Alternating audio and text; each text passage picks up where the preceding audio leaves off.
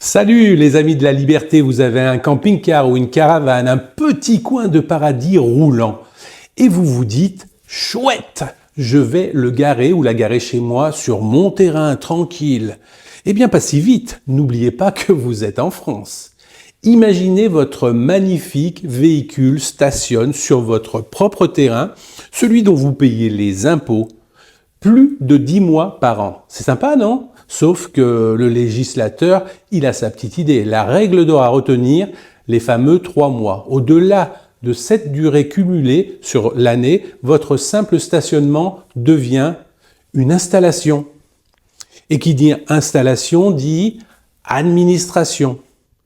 Oui, mes amis, pour garer votre bien sur votre terrain plus de 3 mois, il faut une déclaration préalable de travaux en mairie. Formulaire CERFA, attente 1 mois. Comme si vous construisiez une piscine. Pourquoi? Parce que l'État veut vérifier que votre caravane ou votre camping-car ne se transforme pas en résidence secondaire ou qu'elle ne gêne pas le paysage selon le plan local d'urbanisme, PLU, de votre commune. Et la taxe alors? La fameuse taxe annuelle sur les résidences mobiles terrestres? Heureusement, dans la plupart des cas, si c'est juste de l'entreposage et non votre habitation principale, vous y échappez. Mais la mairie garde un œil, toujours. Mais attendez, et si je suis plus malin? Si je la mets sous un garage, un auvent ou un hangar déjà existant et déclaré?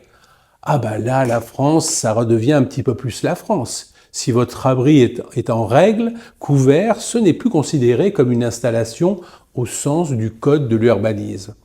C'est un simple véhicule entreposé. Pas de déclaration préalable, pas de tracas, moins de visibilité, moins de soucis administratifs, c'est QFD. Alors, quand on voit certains gens du voyage pouvoir s'installer quasi où ils veulent, sans ces contraintes, ça donne un petit sentiment de 2 poids, 2 mesures, non?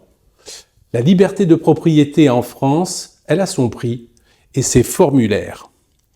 En conclusion, voulez-vous garer votre caravane plus de 3 mois sur votre terrain? Mairie obligatoire. En revanche, sous un abri en dur, c'est le passe-droit, ou plutôt la case normale. La bureaucratie française, c'est tout un art. Alors, avant de rêver à votre prochaine évasion, pensez d'abord au papier.